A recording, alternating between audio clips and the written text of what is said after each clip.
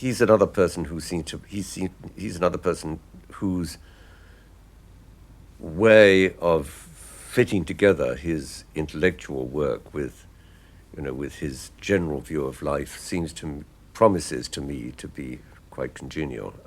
Freeman Dyson is, again, I've met him only once or twice, but it's so nice to see an important and well-known physicist who understands the virtues of small science and the importance of history and individuality. So in that sense, you've chosen a group of people who have a lot in common. I think Freeman Dyson is another romantic scientist. And isn't it curious that the one, you might say, official non-scientist in the group, the philosopher, is more uncomfortable with this romantic science than some of the scientists are. Freeman Dyson is a cosmologist, or at least he's interested in the physics and cosmology, and therefore perhaps you have a chance there. Chance to challenge his assumption that the whole thing depends on everything else evolves except the laws. How do you know they don't evolve? I'll ask him, if I get the chance. He is a wonderful mathematician, and I sort of stand in awe of mathematicians. I feel that in an odd, non-empirical way, they may have the key, or a key, to the universe. If we will choose for this narrative, for your part of the narrative, the motto in praise of diversity, you would agree? Or? Yes, that is my guiding principle, if I have one at all, yes. I propose that our universe is the most interesting of all possible universes, and our fate as human beings is to make it so. Yes. Well, please explain, because this is some statement. Yeah, I like it as a statement. I mean, I would not say that is a statement of fact in any sense. I mean, it's a hope. It's a statement of what I think would be a delightful universe to live in. So I hope it's like that. I mean, I'm not stating it as a scientific conclusion. It's as close as I come to a religion, you might say, that there does appear to be a wonderful wealth of interesting phenomena going on. And every time there's a new discovery in science, whether it's astronomical or biological or any other kind, every time there's a new discovery, that sort of confirms my belief that this is the most interesting of all possible universes. But I can't claim that this is in any sense a sure thing. I would say it's a good working hypothesis, that's all.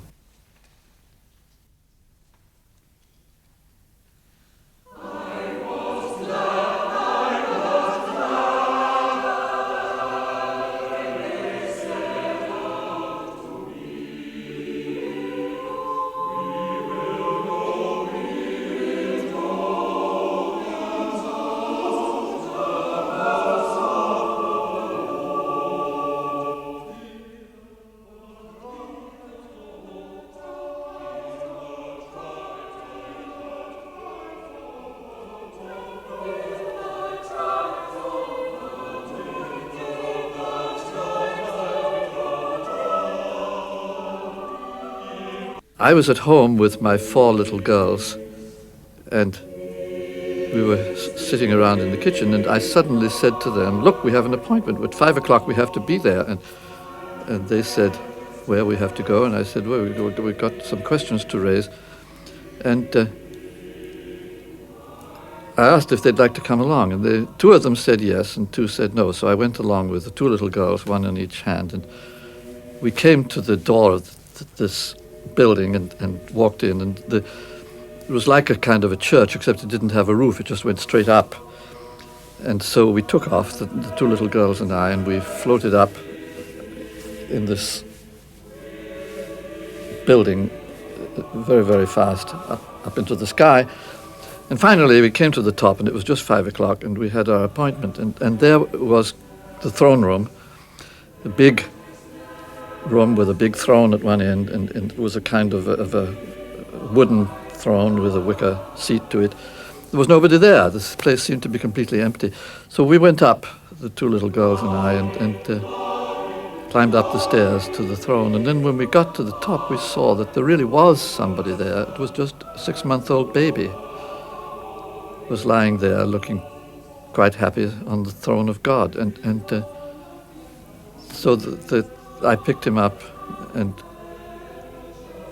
held him in my arms, and I handed him to the girls, and they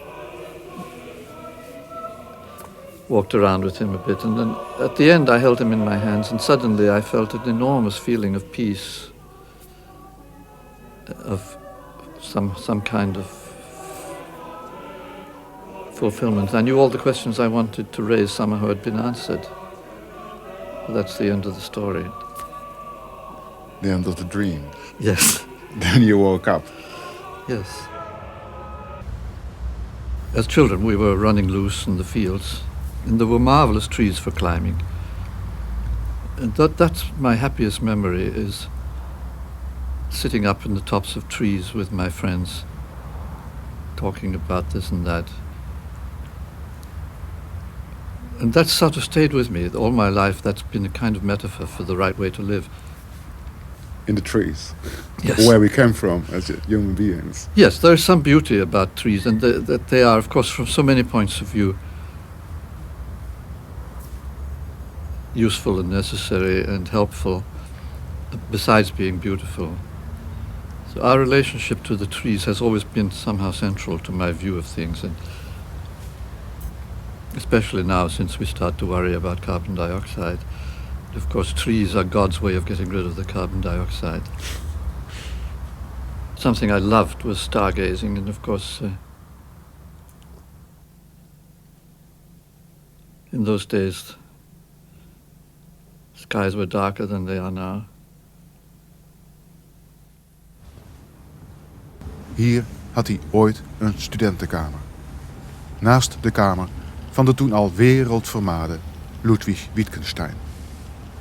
He was then, of course, a very famous philosopher, and I was a humble student, so I never would have ventured to speak to him. But we used to pass each other on the staircases fairly frequently. And one day, quite to my surprise, he asked me, would I like to come into his room for a drink of coffee? And so I said yes, and I came in there. And it was a difficult situation because he had only a single chair, which was almost a horizontal canvas chair in which you were lying rather than sitting. And so he motioned me to sit in this chair, and so there I was, sort of lying, staring at the ceiling, and Wittgenstein standing still and very silent, not saying a word. And we stayed there then for I don't know how long, but it seemed like 10 minutes. And finally I decided I would start a conversation. So very bravely I said to him, well, Professor Wittgenstein, I was reading the Tractatus Logico-Philosophicus, and I found it extremely interesting, and I would really like to know whether you still agree with what you wrote in the Tractatus. And Wittgenstein stood very sternly over me, and he said, tell me, which newspaper do you represent? And that was the end of our encounter, and I just slunk away with my tail between my legs. And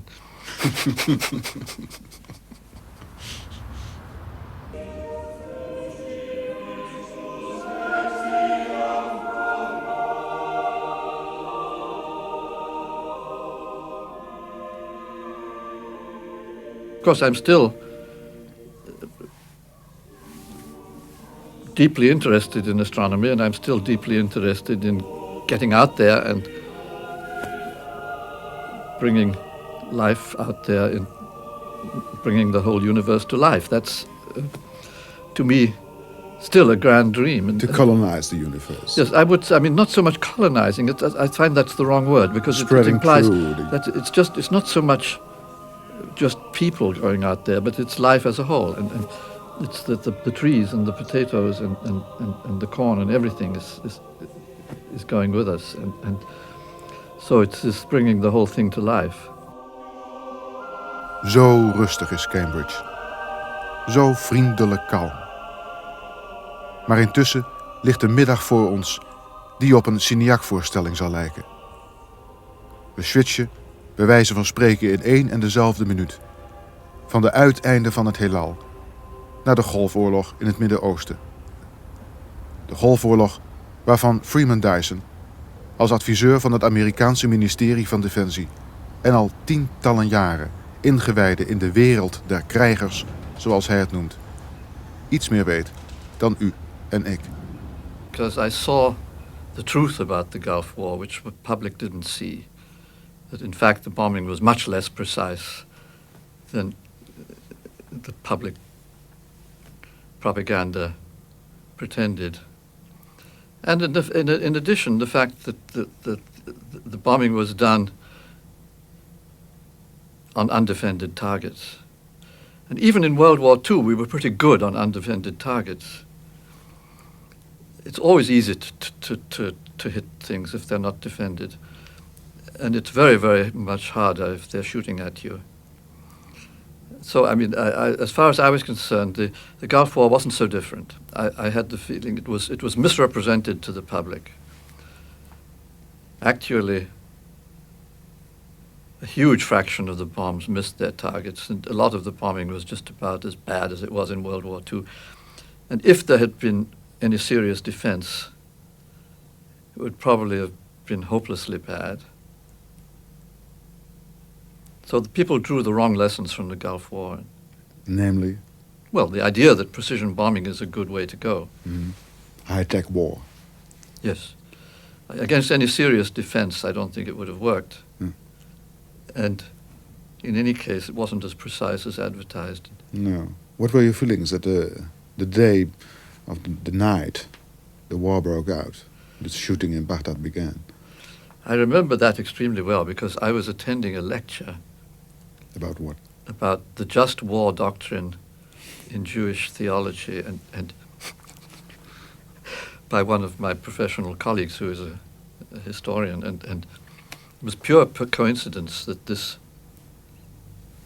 lecture was timed precisely for the hour when the war began, and it was a chilling lecture. He took all these passages out of the Old Testament which describe how the Israelites were supposed to fight. And I mean, you know, that the Old Testament is really bloodthirsty. Yes. And you make a distinction between two kinds of enemies. There are the kind where you're fighting in their territory, and those you have to treat with some degree of humanity. You're not supposed to destroy all their trees, Mm-hmm. and you're not supposed to kill all their children, and you're not supposed to exterminate them. But when you're fighting on your own territory, then you slaughter them all. And so that was the doctrine of the just war. And it's very interesting, as I mean, nowadays you see the distinction that was made between the Sinai on the one hand and the West Bank on the other.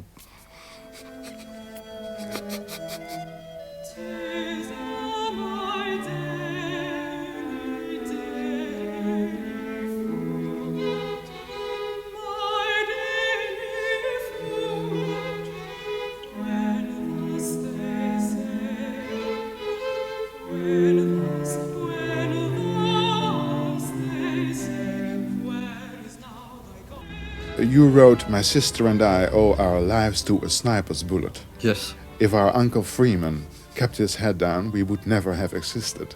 Well, that's some contingency involved. Yes, what indeed. happened? What was the story behind it? Well, our Uncle Freeman was a captain, I believe, in the British infantry in World War I. He was fighting in France. And he happened to be very tall. He was 2 meters tall. And so one day he put his head up out of the trench, and the German sniper put a bullet through his head, and that was the end of him. And so that was, I think, in April 1916. And anyway, it happened that my father was his closest friend. They were colleagues as school teachers. And Freeman was a classical scholar, and my father was a music teacher, and they were very close. And on the other side, Freeman was a sort of confirmed bachelor and had very close relationship with his sister, who was my mother. And so he and my mother used to wander around Europe together, and she was, by that time, already 37, and she probably never would have married if Freeman had not been killed. The fact that he was killed, and that was a tremendous grief to both of them, brought them together. And so it happened that in 1917, 1 year after his death, they got married. And so my sister and I were the result. Yes. Are you fascinated by this kind of contingency? Oh, yes. This kind of coincidence in life? And Oh, indeed, yes. That's what, of course, it's the whole beauty of life is surprise, and it is it is the unexpected, which is always most interesting. Well, it was certainly very much a part of the background that we had this war memorial, which we walked through every day, which was a lovely cloister with the names of 500 boys who were killed in the war, just from that one school.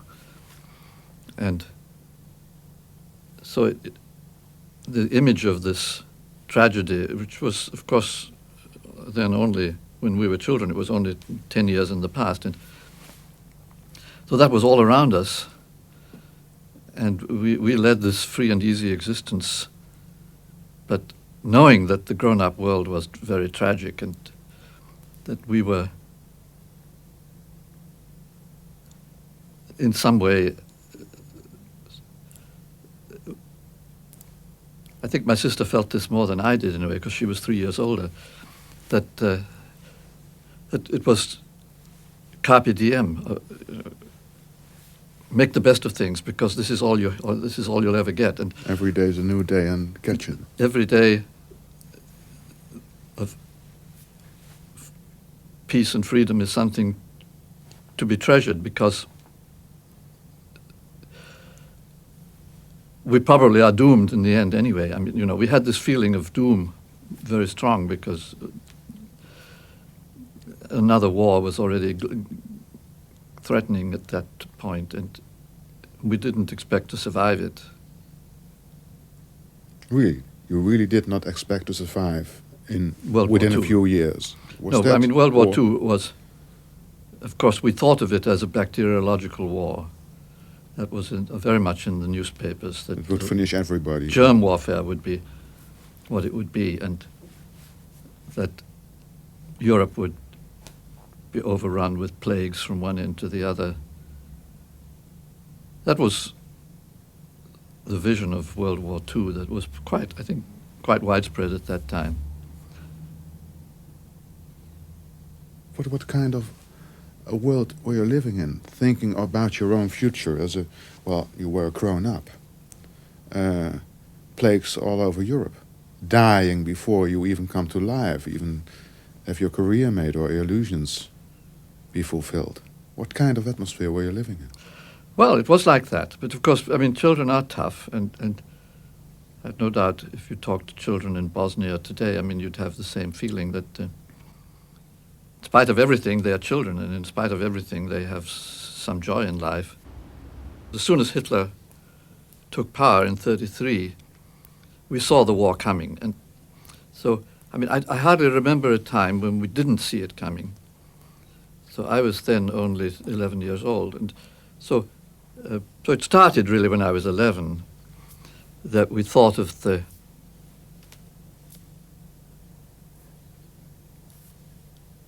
civilization as being doomed in some sense. And so I decided then to become a pacifist. And I mean, I looked around, and the only hope seemed to be Gandhi, that he was the only political leader who seemed to make any sense. He was simply against war, against violence of any kind. And he seemed to be very effective. I mean, he was, of course, both a saint and a politician, and very good at both. And so I quickly decided that I would be a follower of Gandhi. And so that was my politics. And that I would simply have no part in the war. I would simply refuse to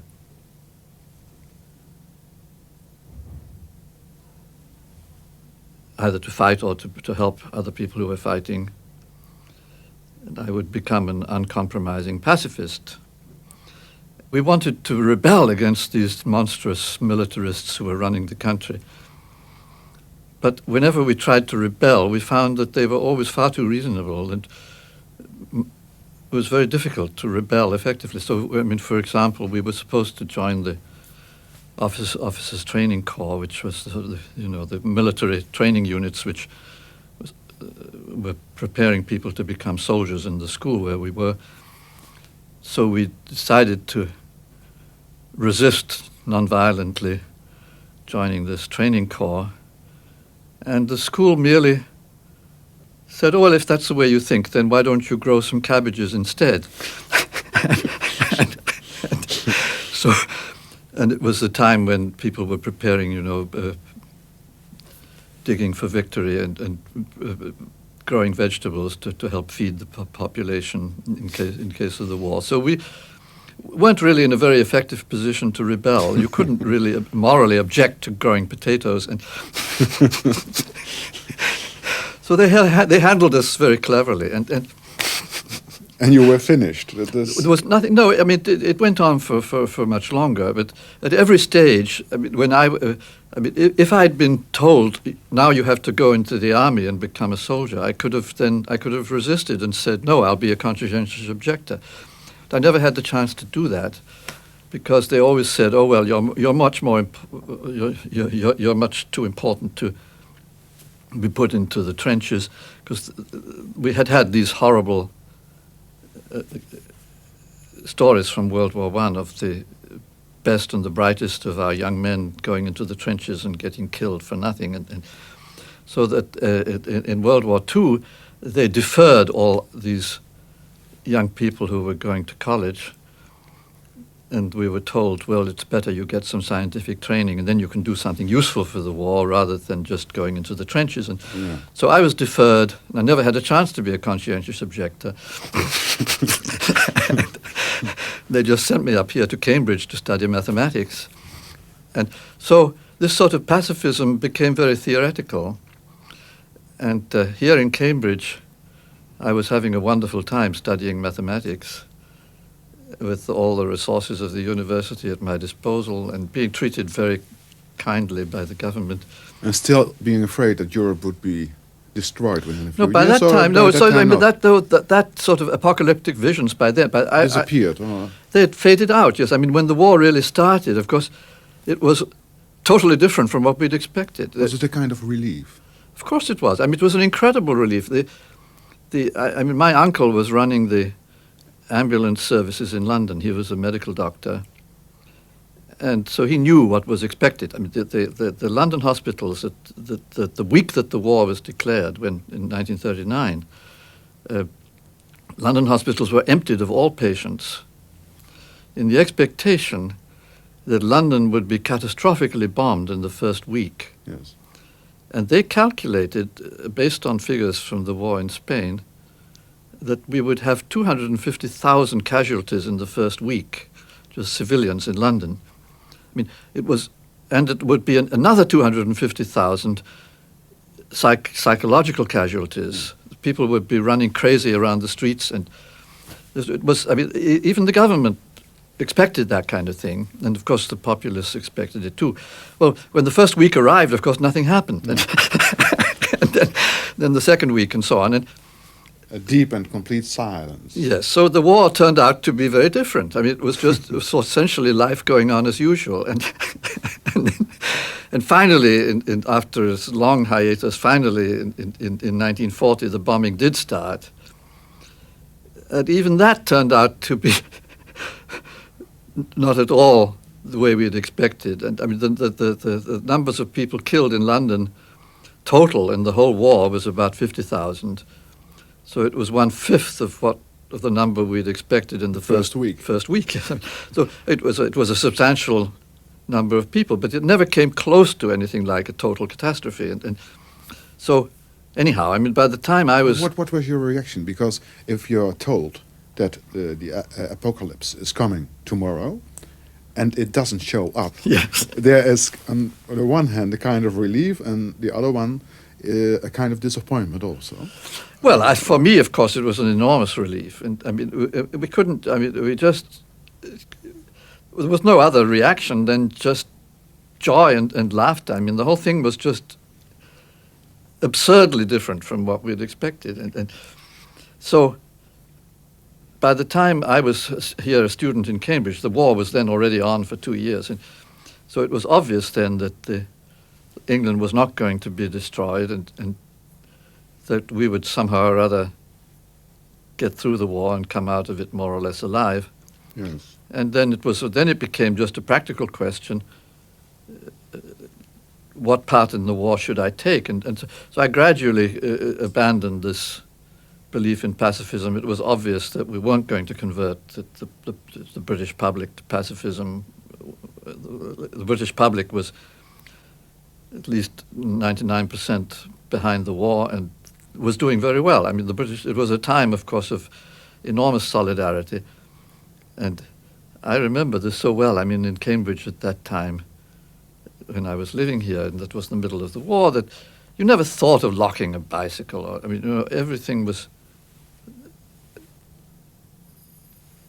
civilized and friendly, and people were suffering sort of a reasonable degree of hardship, but it was shared, and there was a general feeling money didn't matter. It didn't matter whether you were rich or poor. Everything was rationed, and you got your ration, and that was enough. And it was a time when the country was in a way, more at peace with itself Than it has than it's ever been since, yes. And so you couldn't help feeling that. So in the end, I felt, well, I'm one of them after all. I mean, this pacifism really doesn't make any sense. I don't want that you will see my questions from a moral standpoint, because I think that in the same circumstances, I should have done the same what you did, or even worse. There is a student, a mathematician, going into the war and ending up as one of the people of the RAF, of the operational research section it was, I believe, at a high position at giving advice to bomb German cities. What happened with you? I wasn't actually asked to serve in the armed forces. They simply said, you will serve as a civilian. The man who put me in my slot was none other than C.P. Snow himself, the novelist. He was then responsible for technical manpower assignments, and so he said, you shall serve in Bomber Command as a civilian advisor. And I said, yes, sir, and that was it. And by that time, I felt, well, I might as well do what they say. I mean, it makes no sense to rebel against this very benevolent organization which is taking care of me, and I hadn't. By that time, it was obvious that the war was going to be fought through to the end, and one might as well help as best one could. Yes. I didn't realize, of course, then how bad the bombing campaign actually was. When I went into it, I found it out very quickly when I got there. It was the first week I arrived at Bomber Command. It was the week of the Hamburg attacks in The firestorms. July 1943. What were you aware of at that moment? Was there, for instance, this euphoria when the Lancasters came back and there was a mission that was not impossible but succeeded?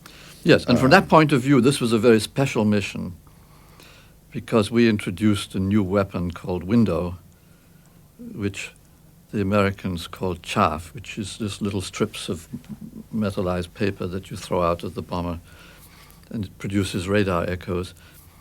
And so this was used for the first time for these Hamburg missions. And I remember the first job I had when I came to the command was making pictures of the actual distribution of the window during the attack. So showing how fast it fell and to what extent the bomber stream would be hidden. And that was my first job. So I was actually calculating how effective window should be. And I mean, the marvelous thing was that first night, that was July 23rd, I think it was, we only lost 12 Lancasters, which was way down. I mean, normally we would lose something like 50 on a major attack. And that night we only lost 12. So it meant that window had actually worked. Mm-hmm. It had saved 3/4 of the normal casualties. And you didn't think about what kind of work there had been done in Germany on the ground? Oh yes, we thought of that, of course, a lot. But I mean, we knew, of course, we were going to kill a lot of people. Mm-hmm. But primarily, I mean, we still thought in terms of military objectives. And those people were invisible in the distance. Well, a lot of them were building U-boats, and there were people Yes. you wanted to discourage from building more U-boats. And this was a strong way of discouraging them. Yes, the world was perfectly clear at that moment when you were beginning at Bomber Command. Not altogether clear, no. I mean, already, of Bad course. and evil.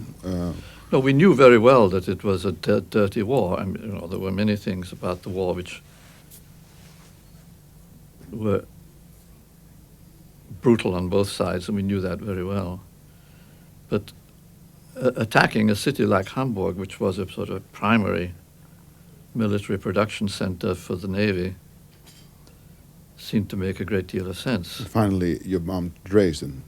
Yes. 2 years later, we bombed Yes. Dresden, and that was, of course, a very Was that a lapse in your... because you were writing that I had been retreating step by step from one moral position to another in Bomb Command. Right. Until at the end I had no moral position at all. That's correct. I yes. saw a little resemblance with the bombings of Dresden, if you understand what I mean. Oh, yes. All the way down. That's quite true. I mean, Dresden, of course, was, again,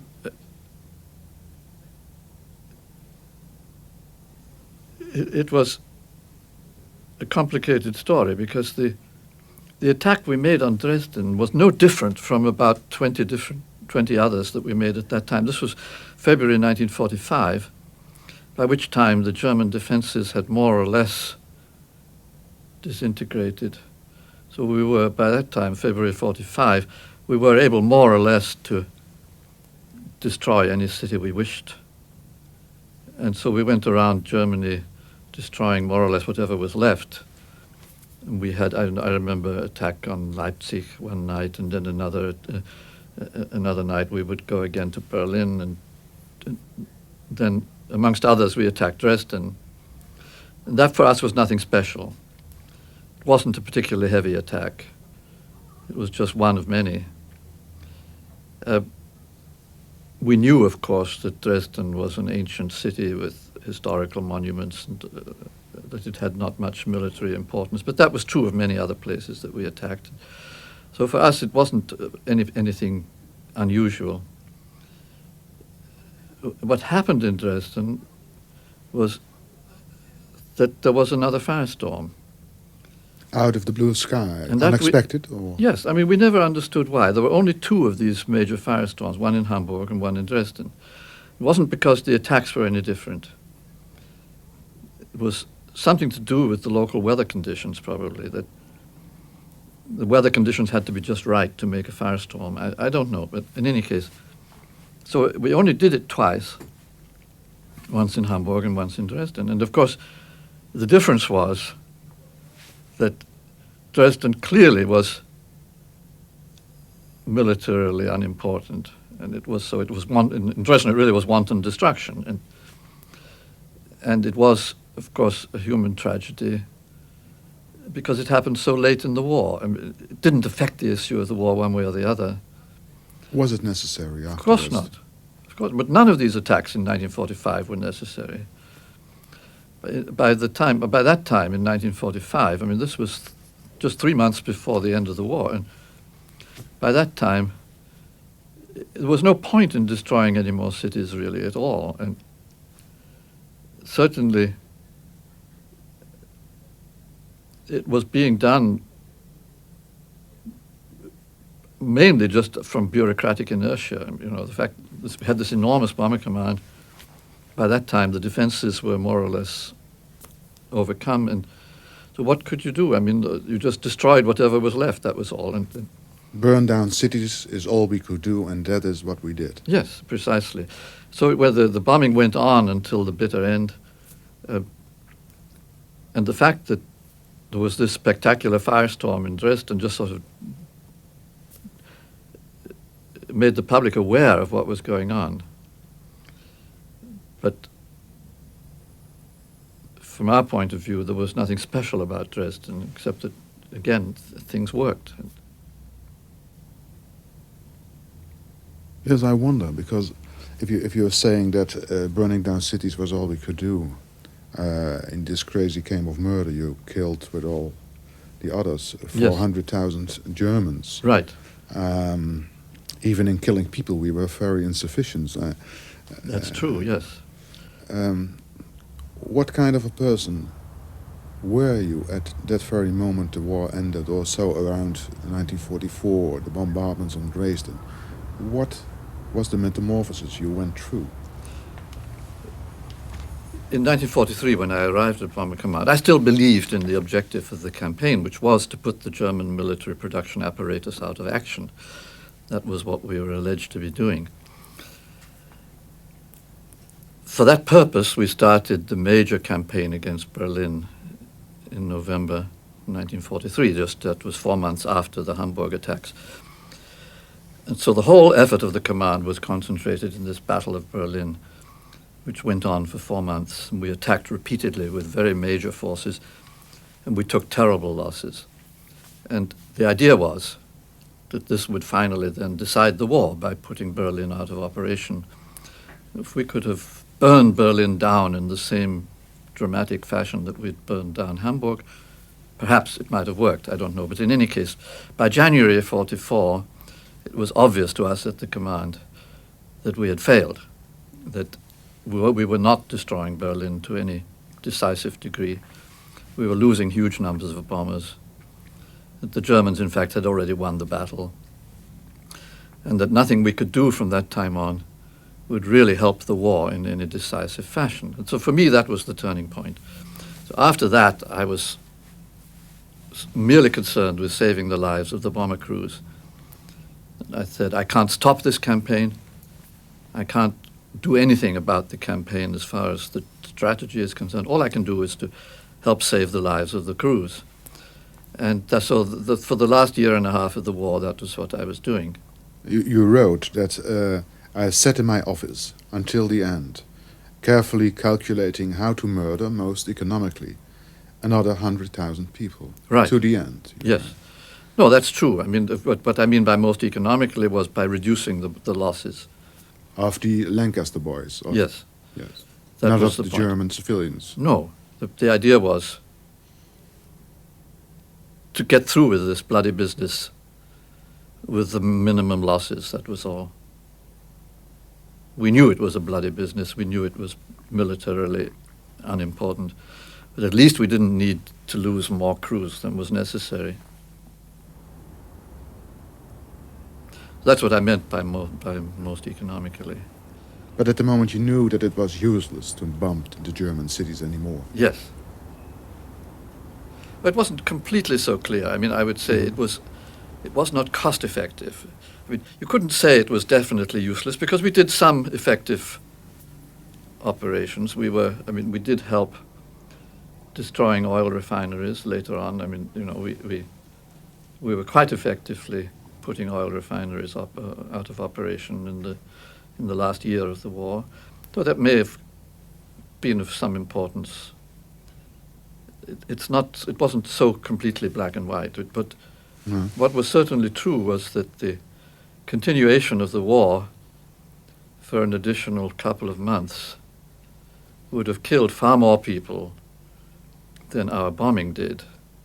So the war as a whole was killing people at the rate of 500,000 a month. Yes. And so if we could have shortened the war by 2 months, it would have saved 1 million lives, roughly. And so that was the calculation. That was the kind of calculation you had to do, yes. So if this 100,000 people that we killed by bombing would have shortened the war substantially, then it would have been worth it. And it was the same calculation that was done, of course, in Hiroshima in a much more dramatic fashion. And in Germany? In Hiroshima, of course, the case was still not clear, but at least it was a lot clearer than it was in Germany. Yes. When you say that there was not any moral position anymore at the end of the war. I mean that I was then just taking the easy way out. If I had been morally consistent, I should have resigned my position at Bomber Command, gone out into the streets and shouted, look, this is not only ineffective, but also criminal what you are doing. And I didn't do that. I wasn't sure enough of myself, and I wasn't a hero. Can you remember still the all-daily atmosphere at Bomber Command? Oh, very well, The yes. all-daily day. Very well. In fact, my closest friend at Bomber Command was Michael O'Loughlin. I shared an office with him, and he's the man I'm going to spend the night with tonight. He lives here in Cambridge. He's now the Reverend Michael O'Loughlin, and he and I kept each other sane during all those months. I mean, he and I were the only two who really, I mean, he was the only friend I could really talk all my thoughts to it in those days, and so we were very close. That's how you get through. I mean, we were both of us aware that this was an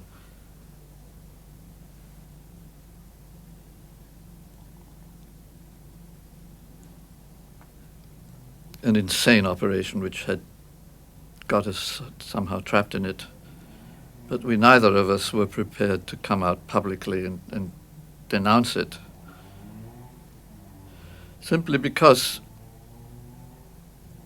not only cowardice, I should say, but a feeling of respect for all the people who were dying in the command. And we were, after all, we were being paid in order to save the lives of the bomber crews. And in a way, we owed it to them to do our best. And yes. And shouting out, this is insane. We you shouldn't help the boys in the Lancaster. You wouldn't should have helped betray them at all, no. It wouldn't have helped anybody, really, except it would have just maybe made ourselves feel a little better. But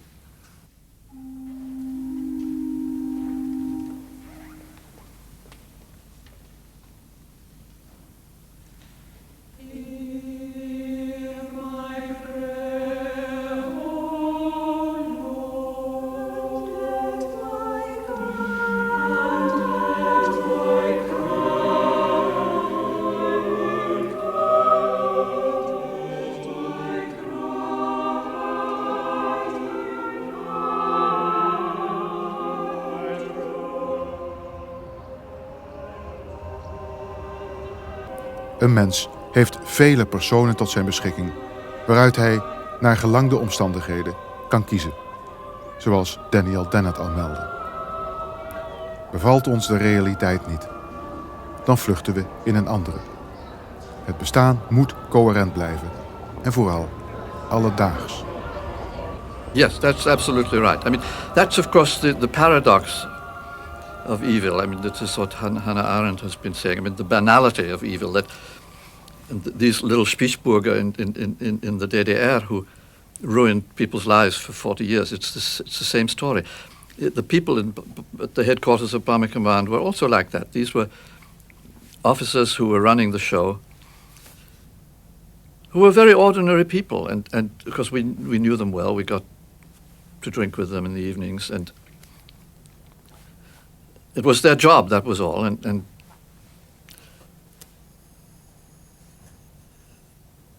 life goes on. It is like that, I suppose, in every war and in every dictatorial regime, that there are very few real criminals. There are a lot of plain ordinary people who do disgusting things just because the organization says it should. Yes, the real evil is bureaucracy. Yes. Steve Toulmin said to me. Right. That was very, very true in Bomber Command.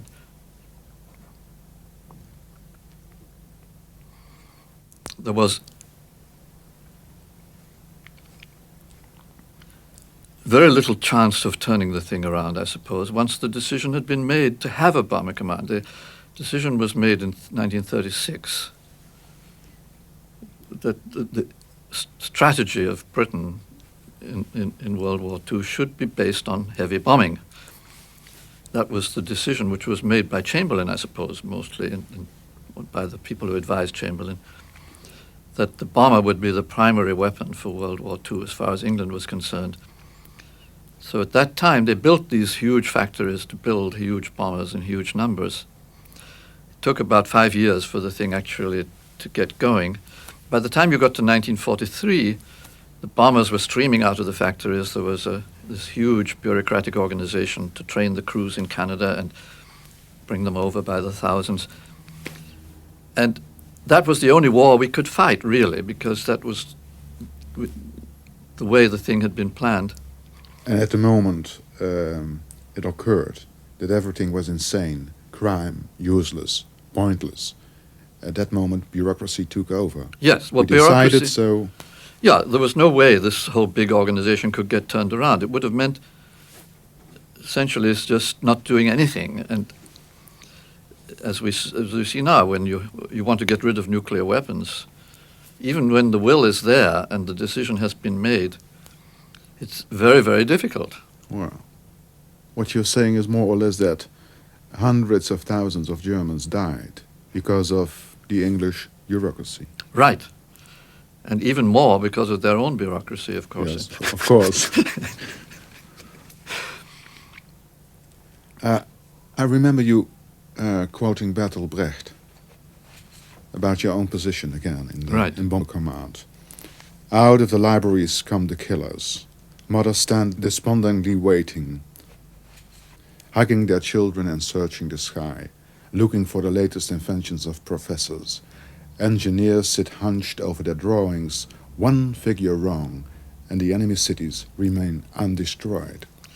Yes, I'm happy you read my book more recently than I did, and no, I'm delighted that you remember that. I mean, that's a wonderful piece. It was written, I think, in 1940 or something, I mean, quite early. And he got it exactly right, yes. That was your moral or all-daily position? Yes. The professor. I wasn't yet a professor, but I was No. of the same, coming out of the same culture, yes. You cited Bertolt Brecht. You also said that, for instance, Adolf Eichmann, you felt a certain sympathy for. Yes. Why? Because I don't remember whether I said I felt sympathy for Eichmann personally. I felt sympathy for people who worked for Eichmann, yes. I think. I mean, people who were at my level in his organization. These were, I mean, the people who were in the concentration camp bureaucracy, who were doing that kind of a job, who were simply taking orders from above, signing papers, writing contracts, getting all the apparatus to work in order to exterminate the Jews. That was the sort of people, the people at the lower level I was thinking of, who were analogous to myself. Many of those people, of course, were convicted of war crimes. They went free. They went to jail. I stayed free. Right. But there was a strong resemblance. Yes, what I was doing was in a way similar. Yes. And what I thought was that many of them probably had the same kind of repugnance towards what they did as I did.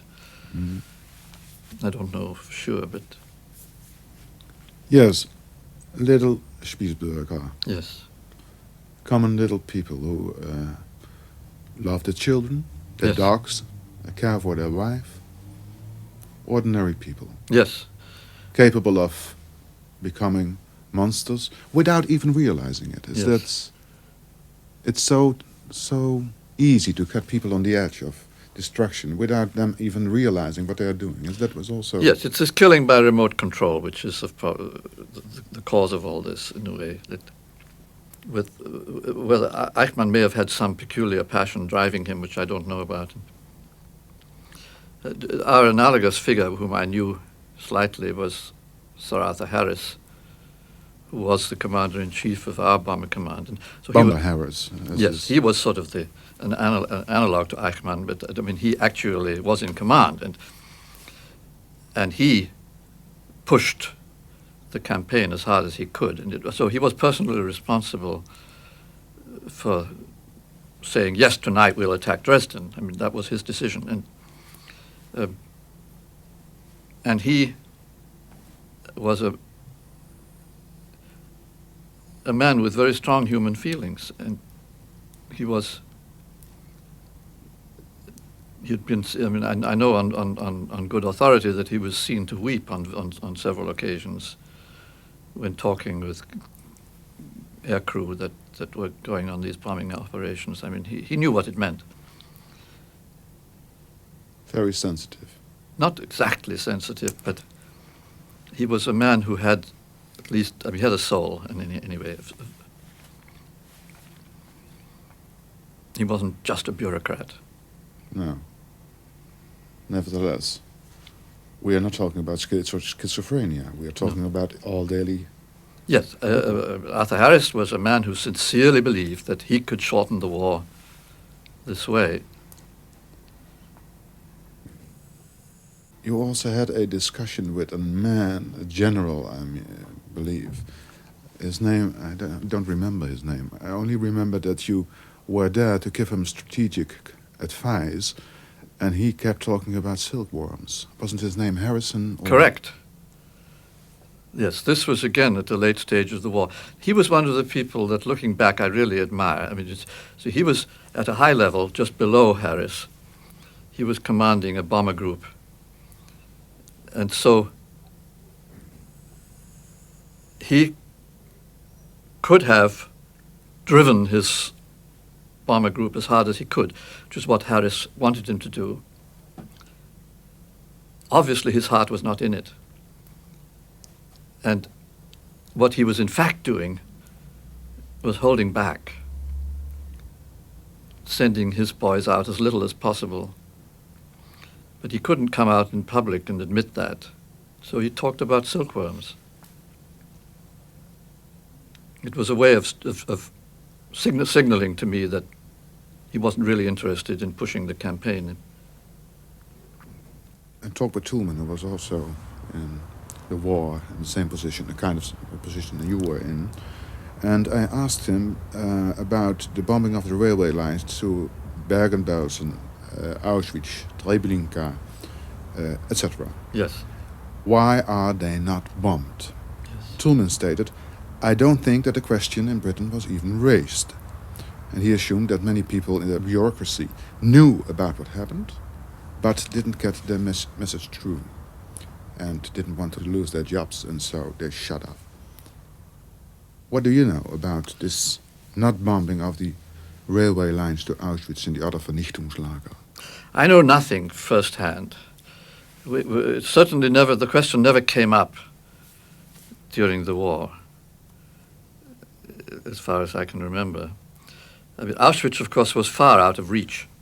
I mean, one of the cities that never got bombed was Breslau, because it was simply out of range from Britain. Yes. And Auschwitz is further away than Breslau, so Auschwitz wouldn't have been in question. Bergen-Belsen could have been bombed. And so many other. Yes, but not so many. Most of the bad ones were in the east. Mm-hmm. And Belsen, in fact, wasn't an extermination camp. It was lots of people died there of starvation and disease in the last couple of months. But before the last couple of months of the war, it wasn't a particularly bad place. No, the Germans divided their places in Vernichtungslager and Konzentrationslager. Right. Here's bureaucracy again. Yes. So Bergen-Belsen was not a place where huge numbers of people died until the last 2 months, when they simply were dying of essentially of starvation. And that was due to breakdown of the system, not because of the system. But so the question that you ask, I don't know the answer. I mean, one thing I do know, that we bombed railway lines very extensively, particularly in France, and that we could measure quite accurately how effective that was. it took on the average 12 hours for the traffic to be running freely again. So it meant if you wanted to bomb a train track effectively, you had to bomb every 12 hours. Yes. And that we certainly couldn't have done. So I mean, we might have... But is Stillman right if he's stating that the question was not even raised? Probably, yes. I mean, it wasn't, among us it certainly wasn't raised. No, you didn't talk about it. No. But I mean, I think on technical grounds, you could probably have said it wouldn't have been at all effective. Mm-hmm. But it would have been a good gesture anyhow. And I mean, looking back, it probably would have been politically quite a good idea. But it certainly wouldn't have saved the people in the camps. I don't think there's any way you could save the people in the camps except by going in there with the soldiers. Are there dreams coming back after the war about what happened? Or must I say nightmares? Or are you a very good sleeper? On the whole, I'm a good sleeper. There was one nightmare which I remember vividly because it happened several times, of an airplane crashing and burning on the ground and people inside screaming. And I'm standing there and I can't move. I should run into the flames and drag these people out, but I'm stuck there and I cannot move. That I remember quite vividly.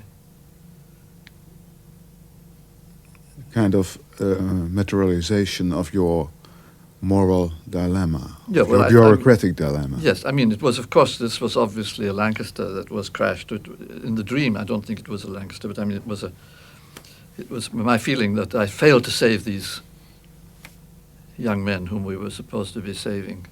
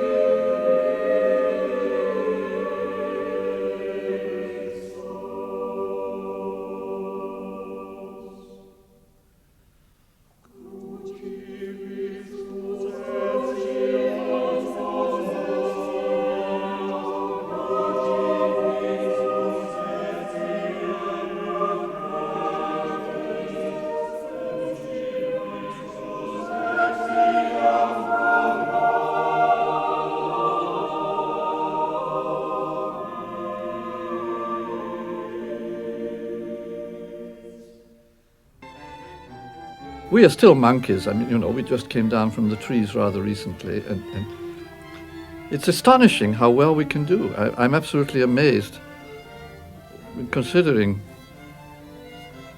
how primitive we are in many respects, and how little different from apes. I'm absolutely amazed at how well we can do. I mean, the fact that we can even write down partial differential equations, and let alone solve them, I mean, to me is a miracle. I mean, how come that an ape is actually able to do that?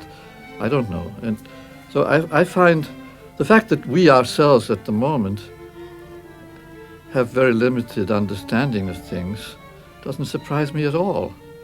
The tree of life becomes more diverse as it evolves. And whether it has a purpose or not, I wouldn't be dogmatic. I mean, we certainly don't understand whatever purpose it may have. But to deny the existence of a purpose seems to me as foolish as to believe that it has to have a purpose. You don't know either of... No, I would say we'll wait and see. Maybe it does have a purpose. Maybe we'll create a purpose. We don't know. I mean, I think it's foolish to prejudge questions like that. It may quite well be our destiny to take charge of the universe in some sense, to direct the whole future of life. We don't know, but it's certainly possible. Depends whether or not we meet other creatures who have greater capabilities than ours. Mhm. If not, then we may find ourselves in charge. Yes, and if there's a god, you said it's a Socinian god. Right. Now, this question of a Socinian god is a big subject. I mean, what I mean by a Socinian god is a god who is neither omnipotent nor omniscient. So he doesn't know what's going to happen, and he doesn't compel the world to go according to his wishes. He is learning and evolving as the universe learns and evolves. So I don't necessarily believe in such a God, but I would merely say that if there is a God, then he should be of that kind, not the kind who already foresees our destiny from the start. Mhm. So if there is such a Socinian God, it means he's I like the word world soul, which was my mother's phrase, and which is so that we are little bits of the world soul. Our minds are little contributions to his. And so it may well be that we are part of the world's growth, and we are ultimately, in some sense, responsible for its growth. That's what you hope the world to be. That's the kind of world I would like to live in, yes. And whether it is, in fact, the way the world is, of course, I can't say. But as a working hypothesis, it seems to me quite reasonable. Yes, Darwin wrote in a letter what a book a devil's chaplain might write on the clumsy, wasteful, blundering, low and horribly cruel works of nature. Yes. That he was totally right, of course, there. That in detail, the world shows no evidence of any sort of conscious design. And that's, of course, what Gould is also saying. If there is to be a conscious design, it probably has to be ours. Yes. So what we're talking about is not science, but hope. Yes. For medical reasons, there's an enormous push toward Yes. what they call gene therapy, which, and I must say, I mean, if you look at the horrors of hereditary diseases, cystic fibrosis and things of this, the diseases which really destroy lives of children, and there's every reason for using gene therapy if you possibly can do it, and I think we shall be doing that pretty soon. Mhm. So it'll be hard to resist even if you wanted to. So I think this kind of gene therapy will come very quickly. And the question is then, of course, if you can cure people of hereditary diseases, do you consider subnormal intelligence as a hereditary disease? And then it becomes really tricky. And Yes. Should one reproduce who has this kind of aberration or deviancy? the question what you call deviant and what you don't. Yes, and there we really get into deep problems, and I'm not advocating that one rush into that. That's eugenics, of course, and that I think in the United States that is likely to stay illegal. There's a very strong tradition now to keep the laws on that kind of subject strict, and so it's not likely that will be allowed. On the other hand, there's the question of sort of positive interventions. If a couple of parents decide we'd like to have a child who is an artistic genius, let's have a try. Yes. Are you to forbid that? No. I don't know. I mean, that's a much more, I think, a more acceptable kind of intervention. If a couple of parents decides to try for a child with superior endowments using some kind of genetic manipulations, the question is then, I mean, are you prepared to take the risk of it not working, really? And Mhm. if it doesn't work, then the child is burdened. So it's a question whether you allow the parents to take a risk which may involve suffering of the child. And that's... And what will happen if it happens to be a wonderful musician or...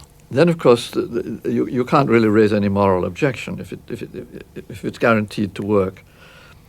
But even then, it'll cause social problems because you may not want so many artistic geniuses. But No. Monocultures are the most dangerous there are. Yes, but one could at least you could say there will be enough diversity in people's wishes for their kids. Yes. But there's monkeying around. Something Right. like that. I mean, things which to one generation seem perverse become accepted in 100 years or so. So my hope is, of course, that when human beings spread out into other parts of the solar system, when we have space colonizations and are living in remote places, then these activities will become much less dangerous. But the problem on this planet is we're all so close together. If some of us are much different from others, it causes enormous social problems and conflicts, as we see every day. Even slight racial differences cause enormous problems. And if you had genetic engineering producing radically different kinds of people, it's hard to see how our political systems could handle it. But if you had a colony of pioneers somewhere up beyond Jupiter monkeying around with their children and producing superior brains, that wouldn't bother us to anything like the same extent. And so one could make it a condition on genetic engineering that you go off and do it somewhere else. Yes, but go to Jupiter or Mars. Yeah, that it's prohibited within some well-defined zone, and beyond that, anything goes. I think that would make a great deal of sense. What physics can do well is to make tools. That's what we're really good at. And I think what you should expect from physics is not ideas, but tools. And we are doing extremely well with building tools. And so the development of artificial intelligence is almost entirely a question of tools rather than of ideas. And one of the things that's happening is, of course, that the tools of physics are being applied more and more to biology, so that in the end it may turn out that electronic computers are superfluous in some way, that biology, after all, can do the job better. We don't know, but in any case, it's likely that there'll be a merger, so that we will have neural circuitry doing the jobs that neural circuitry does well, and electronic circuitry doing the jobs that electronic circuitry does well.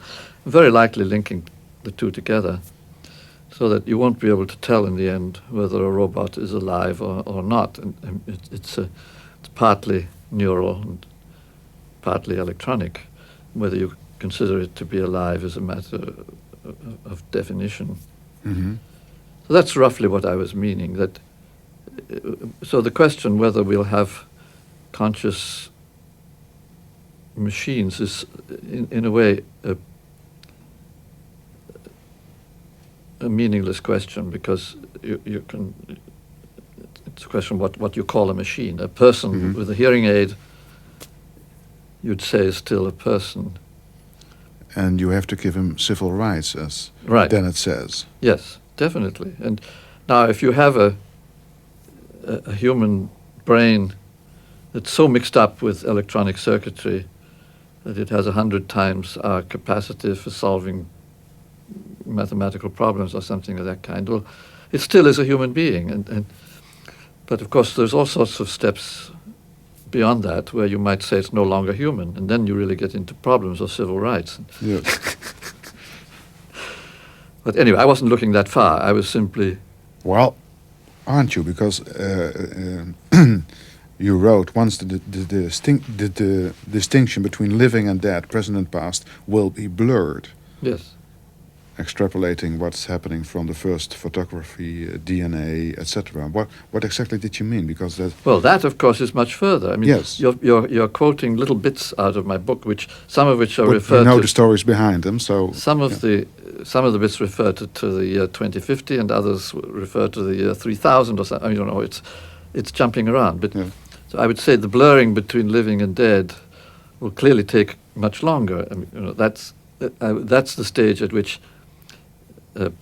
you may be able in some sense, to transplant memory and personality from one brain to another. And so that in some sense you can record a human being's personality. I don't expect that to happen by the year 2050. No, unfortunately. Yeah. Well, or fortunately. I mean, we are going fast enough, probably. So if you're writing, it will be hard to tell who is the ancestor and who is the descendant. Who is the one blowing on the embers and who is the one laying wrapped in spotted garments in the grave. What kind of a world would it be like? Yes, well, that came out of this poem of Robert Graves, which... so I like the imagery there. It's, of course, it is poetry and it's not science, and I think that I'd like to make that clear. This is a poem, and it has some resonances which may have something to do with science, but it's not science. The reason I put it in there was that I was talking about exploring the past and the future, and this poem is describing finding a corpse buried in the ground, wrapped in rotted garments. I forget how, the way it's described. And then the question is whether the person who digs up the corpse is really the same person who is the corpse. And Yes. it's a strange image, but the point is, suppose that the dreams of the artificial intelligence crowd came true, which I don't necessarily agree is very plausible, but suppose that there's a man called Hans Moravec who talks about downloading, that's his metaphor, that you take a human being, instead of dying, you simply download the person, which means you transfer all his memories and his personality to a computer, and then you find an appropriate brain in which you can upload him again. So you get over this little awkward transition of death, and you get resurrected in somebody else's head. And I don't like that idea particularly, but I was just playing with it. And if that happens, then of course the distinction between past and future is blurred, and you don't know where you are. Are you the person who lived 1,000 years ago? Are you the person who is living now? And the whole relationship between past and future becomes very vague. And so I think it's an interesting speculation, but I'm not taking that seriously as a program. I think it's quite likely it'll turn out to be a total illusion that anything like that could work. And I mean, we are just beginning to learn something about neurophysiology. And one of the things we're learning is, as I was hearing this morning from Gerald Edelman, who is a great expert in this field, that how totally different neural circuitry is from electronic circuitry. And in fact, the more we learn about neural circuitry, the less it seems to be similar to electronics. And so in a way, it makes these dreams look very much less plausible. Yes. So then it's comparing the brain with a computer. Edelman should disagree. Yes, I mean, it's not, well, it's a totally different kind of computer. Yes. It is, I mean, he would, I mean, it depends what you mean by a computer, but it seems extremely unlikely that you can make any sort of one-for-one transference from the neurons to electronics. The neurons have a very totally different kind of architecture, and we're only beginning to learn what that is. Mm-hmm. On the other hand, I mean, Edelman is making computer models of neurons, and on a deeper level, you may in fact be able to make such a transfer, but it's not such a simple matter as some people had thought. Straks in Hilversum, waar Freeman Dyson onder meer Daniel Dennett zal ontmoeten. Geen idee nog wat de confrontatie tussen Dennett en Dyson straks zal opleveren. Intussen wordt wel duidelijk waarover Dyson met Oliver Sacks wil praten. Niet over het mechanische en voorspelbare van ons bewustzijn, maar juist over haar fascinerende afwijkingen.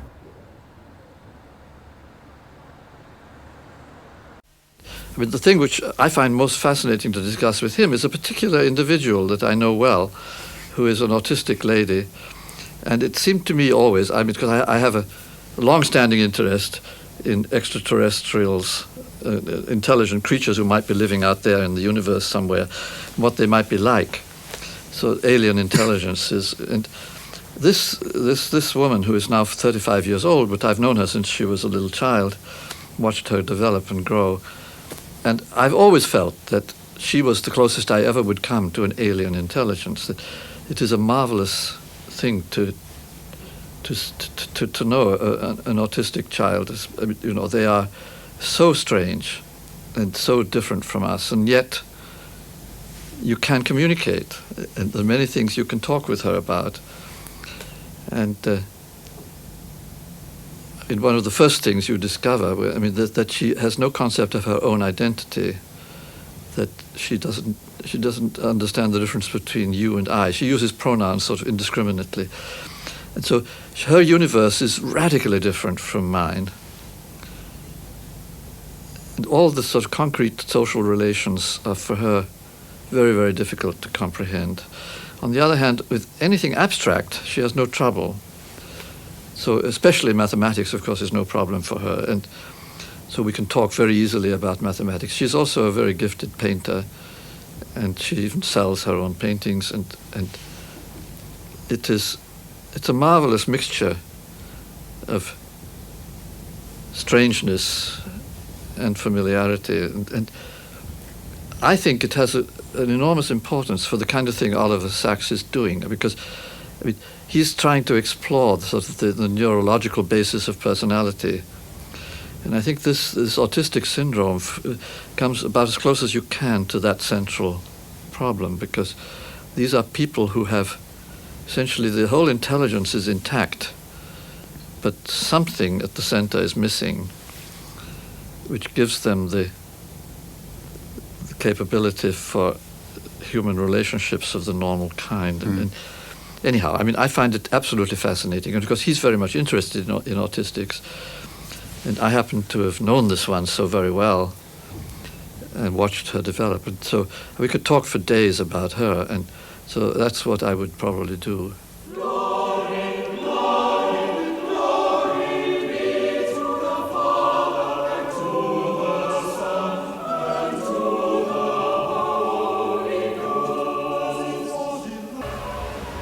We just discovered some real planets out there beyond the solar system. I mean, that was just in the last few months. Marvelous. I've been waiting for that for 50 years, you know. I mean, you know, it's a fantastic discovery. And that's... What is it about? What is so fantastic? Well, but just that we really know that there are planets out there. I mean, you know, we've been sort of hoping and speculating about other planetary systems for so long. And now we see them, and they're there, and you know, that's something to me terrific. Mr. Walshan, who discovered them, came to Princeton just a few weeks ago, and we had a sort of mock trial in which we had a prosecutor and a defending attorney, and to try to knock holes in his discovery, and he came through magnificently. So I mean, everybody in the end believes that it's right what he's done. Mm-hmm. That's what science is like. That there really are other planets out there, and it's not just talk. What is fascinating so much? What is you fascinating so much? That there are planets outside there. What does it mean? It just means the world does have all this diversity that we've been talking about. Yes. That the stars are not just dull little balls of fire, but they have interesting places revolving around them. And well, there are, of course, there's an enormous variety of things we've discovered that we never dreamed of, like, for example, black holes, pulsars, quasars, all these unbelievably active goings on in the universe, which, you know, in Aristotle's time, the universe of the sky was supposed to be quiescent. It was supposed to be, you know, perfect and peaceful, and nothing ever happened in the celestial sphere. And that remained true, actually, throughout all of the revolutions. It didn't. It remained the general view of astronomers right through Copernicus and Galileo and Newton and everybody else. I mean, it wasn't still the universe looked very quiescent until just the last 30 years. And now we know it's not like that at all. In fact, the universe is full of violent events and fantastic strong gravitational fields and collapsed objects and huge outpourings of energy. All these things were discovered in the last 30 years. The universe is as crazy as you dreamed of reading Magic City. Well, more so. I mean, the point is you never are... It's what Haldane said, that the universe is not only queerer than we imagine, but it's queerer than we can imagine. What are the queerest things? Well, I suppose... At present, I suppose still... I mean, the things which we understand least are the quasars, but I don't want to get into a technical discussion, but I mean, these are the most violent and the most...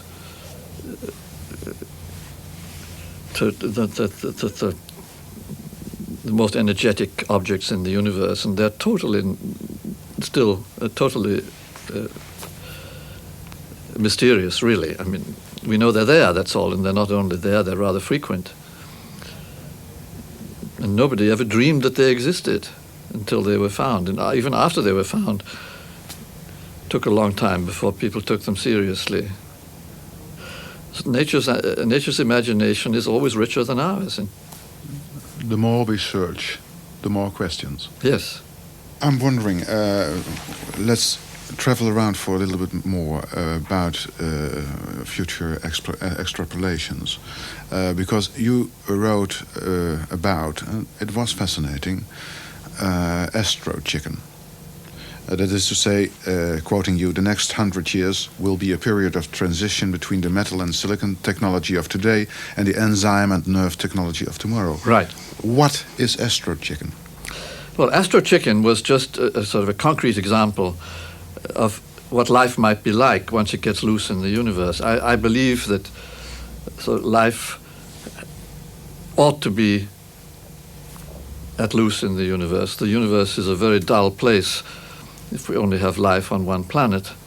And there's all this enormous real estate out there, which would be much more beautiful and more exciting if it came alive. And so my idea is that life will in the end spread, and that we are perhaps sort of the midwives who make this possible. And so the question is, what sort of life could grow out there in a vacuum? And there's no particular reason I can see why the present types of living creatures shouldn't be able to live in a vacuum. It needs only sort of some rather radical changes on the surface. It's a surface which is difficult. I mean, our skins are not well adapted to living in a vacuum. But as far as the insides are concerned, it wouldn't make much difference. And so you have to sort of redesign the skin of a creature, either whether it's a vegetable or an animal, to live in a vacuum. Mm-hmm. But otherwise, it shouldn't be too hard. And well, there are three things. You have to adapt to zero temperature if you're going out very far from the sun, and you have to adapt to zero gravity, which may be difficult for sort of medical reasons. We have adapted ourselves to living under Earth gravity.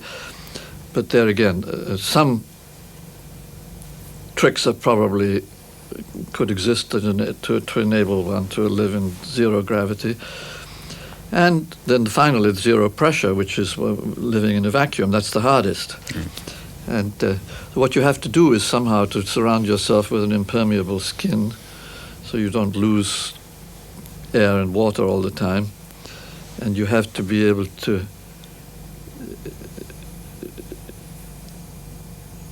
live on some kind of chemicals that you can eat and drink without exposing yourself too much to a vacuum. And so there are all sorts of practical details.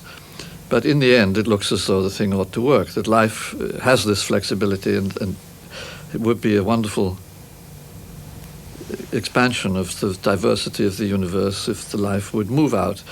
So the Astrochicken was just an example of a kind of creature which could live, and it would have essentially the body of a chicken, but appendages, which are quite different. It would have enormous wings which act as solar sails, with sort of huge extended membranes with which it could fly in space using sunlight instead of air.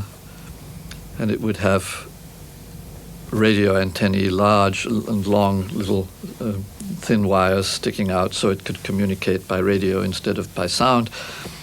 And so it would do all the things that a chicken can do, including laying eggs, but it would do them in different ways. So that was the idea, and that this would be something that could come into existence within maybe a couple of 100 years and would be then a viable species for colonizing different parts of the solar system, and it could fly from one asteroid to another. It could settle down and raise a family, and it could live on whatever it happened to find there in the way of chemicals. It would need, of course, the point is that one species won't do the job. You need a complete ecology of living creatures, and of course plants are essential. So there's another creature which I call the Martian potato, which is a potato which is adapted to having its leaves in a vacuum and living, and the potato, of course, is underground, buried in the Martian soil deep enough so that it doesn't freeze. Mm-hmm. And so and you'd have all sorts of microorganisms which would help to keep the ecology going. So the idea is that you could have a complete ecology of these rather weird-looking creatures, which could then spread out. Once you got into this freedom to move in space, then there are really no limits as to how far it could go. No. And then evolution then would take over from there. Yes. And then we need artificial intelligence, we need genetic engineering. And what is more? Well, a good system of space propulsion to get you off the ground. Yes. I mean, at the moment, of course, launching into space is very expensive. There's no reason why it should be.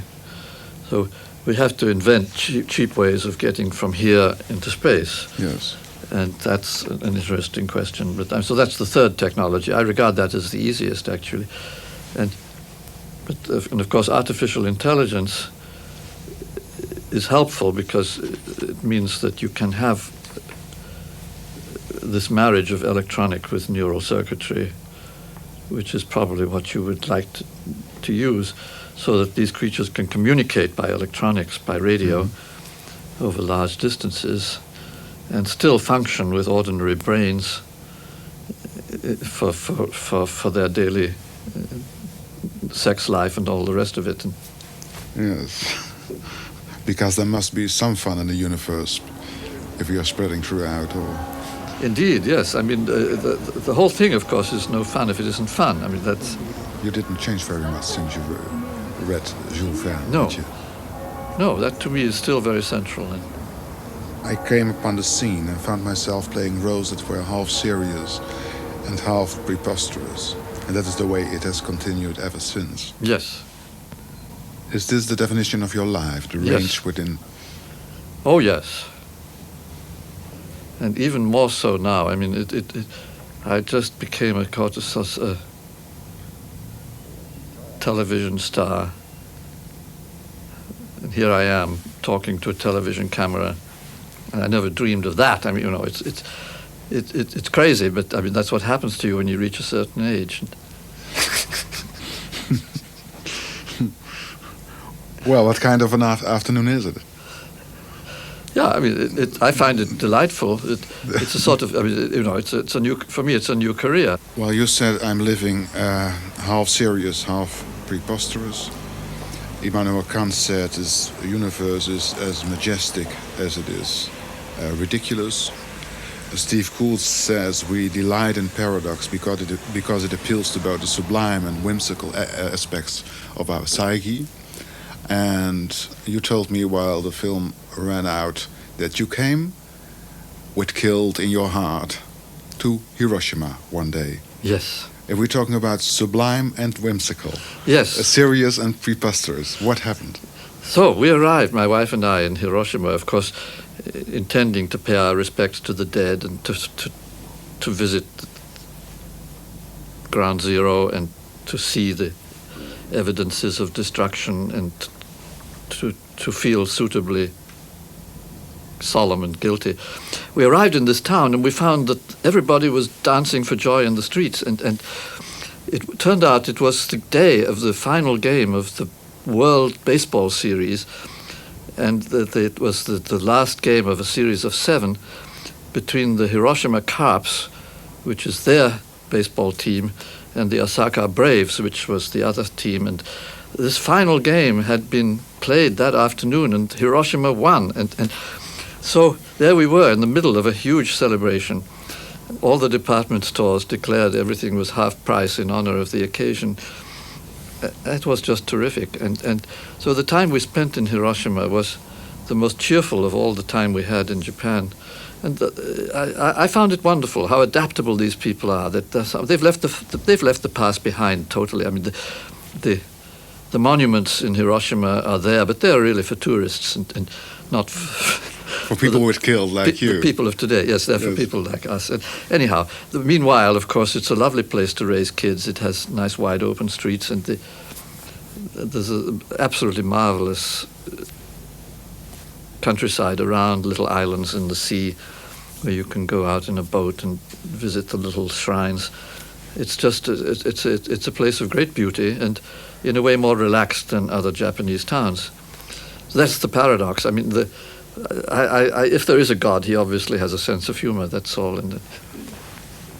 Cruel and sense of humor. Yes. Both. Sublime and whimsical. Yes. Ridiculous and majestic. Yes.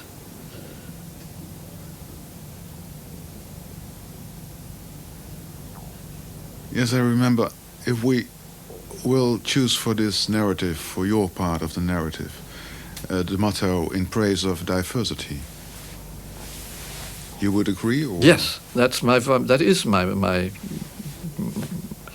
my guiding principle, if I have one at all. Yes. Yes, and then I think back of Pearl Harbor.